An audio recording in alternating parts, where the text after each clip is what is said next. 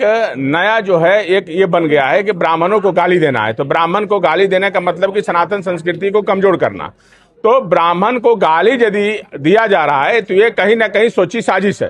कौन अपमान कर रहे हैं? जीतन राम मांझी पे सवाल है।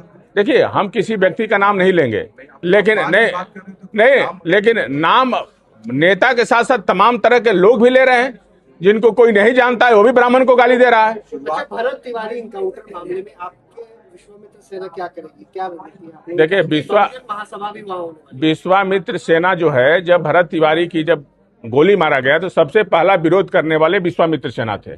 हम मानवता की समरसता की बात करते हैं, हम सबको लेके चलते हैं। भरत तिवारी एक ब्राह्मण नहीं थे, ब्राह्मण के साथ साथ वो समाज के हर व्यक्ति से उनका जुड़ाव था। आप जाइए जवैनिया गांव में, सब पिछड़े व्यक्ति और दलित और गरीब लोग थे, उनके लिए रो रहे हैं। इतना व्यथित होकर आपको मन व्यथित हो जाएगा वहां जाइएगा तो। ये भरत तिवारी है। भरत तिवारी का इतिहास कभी भी क्रिमिनल और गुंडा का नहीं रहा है। भरत तिवारी का इतिहास समाज सेवी का रहा है। इसीलिए पूरा देश और दुनिया से लोग वहां जुट रहे हैं। आज हजारों की संख्या में लोग वहां जा रहे हैं। तो भरत तिवारी जो है एक ब्राह्मण नहीं थे, वो सबके लिए समान रूप से काम करने वाला व्यक्ति था, जो सबके लिए मरता था। सुबह शाम उस गांव में जाता था, पूछता था कि आपके घर में खाना बना कि नहीं बना, आपके घर में लाइट आया कि नहीं आया, आपकी पानी की समस्या कैसे दूर होगी। वो लड़ता था, इसलिए वो जो है व्यक्ति बारिश का और बाढ़ के समय में सबसे जो नीचे उन लोगों को जो विस्थापित किया गया है, पानी भर जाता था, उसको मांग करता था उसको भर के उसको ऊंचा किया जाए, समतल किया जाए कि वहां पानी की स्थिति फिर पैदा ना हो, फिर इस तरह की दुखद घड़ी ना आए। क्या लड़ाई लड़ी जाएगी? विश्वामित्र सेना, सरकार ने न्यायिक जांच का आदेश दे दिया है, तो सरकार पे हम लोग भरोसा रखते हैं। सरकार न्यायिक जांच का आदेश दे दिया और सरकार के लिए ये बहुत बड़ी उपलब्धि होगी कि ये जितने दोषी हैं इनको तुरंत कार्रवाई किया जाए। ये देश में एक नया मैसेज आएगा कि एकदम जिस तरह से न्याय के साथ जो है इनका अपना भरत तिवारी का जो है न्याय के साथ उनका न्याय हो। जीतन राम मांझी कह रहे हैं कि जो पिस्टल दिखाएगा वो तो मारा जाएगा ना, पुलिस तो कार्रवाई करेगी ना, पुलिस हाथ में चूड़ी थोड़ी ना पहनेगी। नहीं, एक जाति ने कहा कि उसके लिए इतना हंगामा थी, दलित मरते हैं तो कोई बात नहीं। क्या दलित मरते हैं तो कोई बात नहीं होती। दलित मरते भी हैं तो उतना ही दुख है। हमारे हिंदू भाई है, हमारा सनातनी है, हमारे लिए उतना ही दुख है, हमारा भाई है। यदि उस तरह की उसकी घटना होती है तो ये दुखद है। इसको सरकार को संज्ञान में लेके उसको एकदम जांच करना चाहिए और कड़ी से कड़ी जो दोषी है उसमें सजा देनी चाहिए। हम ये मांग करते हैं।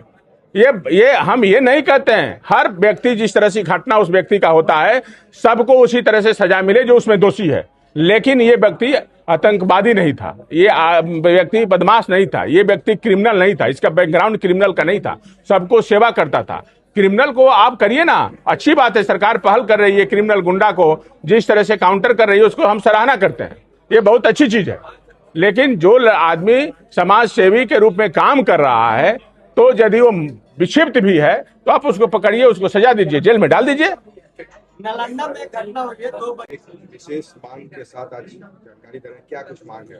बक्सर का लड़ाई हम बहुत सालों से लड़ रहे हैं और बक्सर सनातन संस्कृति की सबसे बड़ा धरोहर होने के बावजूद बक्सर हमेशा से बिहार का सबसे पिछड़ा हुआ जिला रहा। यदि हम देखें तो पर्यटन के दृष्टिकोण से बक्सर बिहार का सबसे विकसित जिला बन सकता है, लेकिन उसके बावजूद भी बक्सर जो है सबसे पिछड़ा हुआ जिला रहा। करीब 40 सालों से 50 सालों से जब से बिहार से बक्सर जिला अलग हुआ तब से और पहले भी बक्सर सबसे पिछड़ा हुआ जिला है, जबकि इस तरह का बक्सर का इतिहास नहीं है। धार्मिक इतिहास होने के बावजूद और इतना पर्यटन का दृष्टिकोण होने के बावजूद जो अकेले बक्सर जो है पूरा शाहाबाद को रोजगार दे सकता है, इतना बड़ा पर्यटन का दृष्टिकोण से और धार्मिक इतिहास है बक्सर का। लेकिन बक्सर को कमजोर किया गया। बक्सर को इसलिए कमजोर किया गया कि नेतृत्व करने वाले लोग बक्सर के कमजोर रहे और बक्सर को हमेशा बाहरी नेतृत्व करने वाला मिला, जिसके वजह से जोड़ रहे हैं। क्या कुछ खास बक्सर के बारे में जो अयोध्या की तरह ही इतिहास है ना, भगवान राम का जन्म भूमि अयोध्या है, कर्म भूमि बक्सर है। जहां से मर्यादा पुरुषोत्तम बनने की जो है उपाधि मिली भगवान प्रभु श्री राम को, वो धरती बक्सर है। जहां से माता अहिल्या का उद्धार भगवान के चरण कमलों द्वारा हुआ, वो बक्सर है। जहां वामन अवतार हुआ, वो बक्सर धरती है। जहां तड़का वध हुआ, वो बक्सर है। जहां मारी सुबाहु का वध हुआ, वो बक्सर का इतिहास है।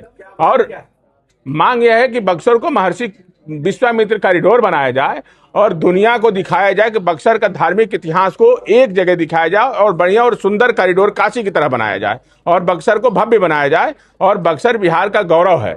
इस तरह से धार्मिक राजधानी बनाने की हम मांग करते हैं बक्सर को, बिहार की धार्मिक राजधानी। अच्छा, ब्राह्मणों